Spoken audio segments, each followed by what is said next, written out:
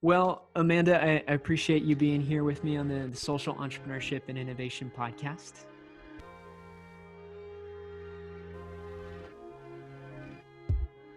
And for folks who are unfamiliar, would you mind sharing with us a little bit as to who you are and what it is that you do? Sure. So I'm Australian. So I'm coming to you from the other side of the planet. I guess you could say I've had a career in different forms of social change and exploring what makes social change powerful.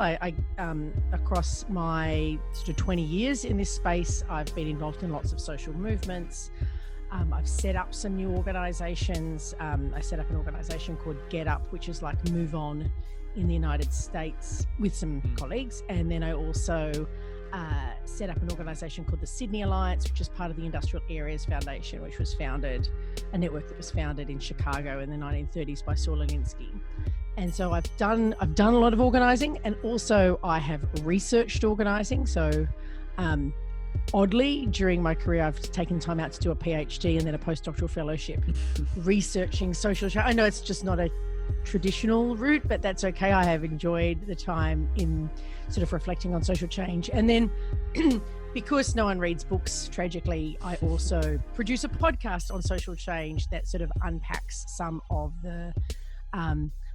my research and thinking, but most importantly, I go around the world. Well, I used to go around the world, and now I call people on Skype around the world and report stories and campaigns of social change, sort of identify and articulate some of the lessons that we're seeing in what makes change work.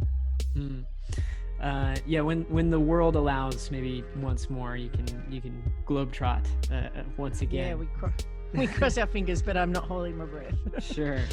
And so I'd love to start a little bit as to where such a passion and drive for social change has come from within you, and maybe because you're involved in both sides, it seems, historically, of being so active within it, but as well studying it and looking at it from more of an overview and that research type perspective. So I'd be curious to hear of some of the origins of this and why it's been such an inclination for you.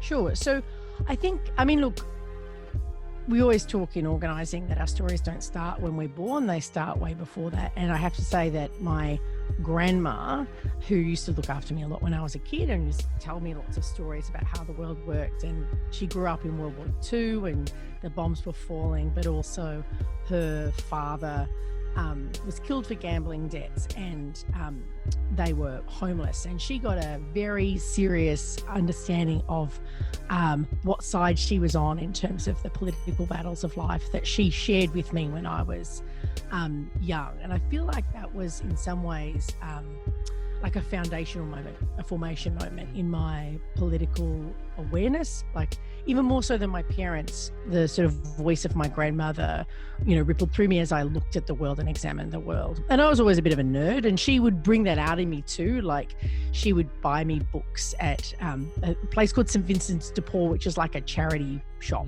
in the downtown, and she would buy these books, and she would sort of literally feed my interest in the world, and she would reflect on her own experience and political outlook. So that's I think that is hugely important. Like, I had that from a very young age. It gave me a curiosity. So when I went to university, I hadn't been particularly involved in stuff. I'd sort of reached out, but I felt like an outsider. My direct family weren't involved in anything political, and so I didn't really know who to talk to or what to do before I got to university. But university is like a great catalyzing experience for whatever you want to do, really. And for me, I was looking out for social change stuff, and I got involved in the student movement then in Australia. There was a massive rise in fees to university. And my dad in Australia also, we had free education for 20 years. Bizarre, beautifully bizarre. Crazy idea. Anyone could actually go, right? Working class kids could actually go to university. And my dad was one of them. And when the fees started rising, I was kind of alarmed at what that would mean, not just theoretically, but actually like for people like my father, or even like me, who only for accessible education could be able to go. And so I threw myself into the student movement, and in many ways, like, that was 21 years ago, and I haven't looked back since that time. But I guess I just want to throw out, that's not the only reason why I got involved in social change. The other one is that when I was 19, I had a massive health scare, and I wasn't sure I was going to recover. And it was, and I'm happy to talk about it, which that is one of those health scares that it comes with a lot of stigma. I have bipolar, and I had a psychosis when I was 19, and it was terrifying for me and my family. But as I recovered, my older dreams, which were I was going to go become a lawyer and make arguments for social justice, like some sort of Boston legal law and order moment, which was sweet but fairly limited. Those things fell away for me, and I decided that my life was going to be about making a difference in the time that I had, because I wasn't sure how much time I would necessarily have. The doctors never thought that I would recover, and I did recover, and I ended up not only taking that passion around the student movement forward, but I became the president of the National Union of Students. And it was sort of through, I don't know, I think that I had a very firm and clear sense of what I wanted to achieve in the world from having such a health crisis early on in my life. And I've carried that through my life.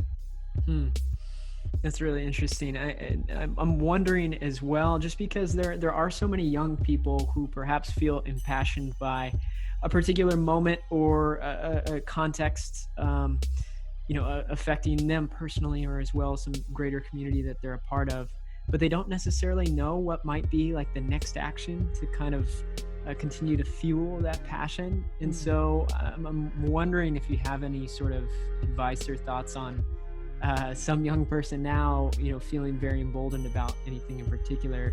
Like, what do you recommend for them to get stuck into something, or to take a next step to kind of further, what would be influencing some sort of change? So I think, look, action and reflection are two sides of the same coin. And I think that there's not nearly enough reflection, not enough culture of reflection or evaluation in a lot of social change organizations. And frankly, everywhere. I don't think there's a lot of, sure. Active and healthy reflection in our corporate community either, right? And certainly not in our political community. I think the culture of thinking and taking a step back, casting the mirror back on ourselves, is an incredibly important one. And I know for those involved in social change, especially in the first sort of 5 or 10 years of your involvement in social change, say, and especially now where there's sort of such an awareness of the toxicity of racism or the crisis of our planet, as well as an economic crisis and a health crisis, it can feel like everything is urgent and we don't have time to think, right? And I guess my caution to people feeling that is a word of caution. Social change has to be seen. I mean, John L. Lewis said this too, right? He said this too last, he's recently passed, and he made the comment that social change is like a marathon, a lifelong commitment for change. It's not a singular moment, a singular episode, a singular adrenaline moment. It's long.